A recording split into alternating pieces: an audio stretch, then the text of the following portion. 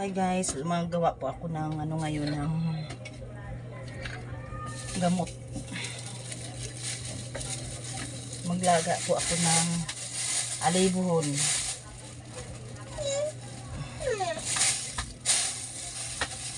Ito po alibhon. Yan. Yan siya. Kasi sinisip kong ubo ang apo ko at saka anak kong bunso. Yan. Yan siya guys. Alibhon.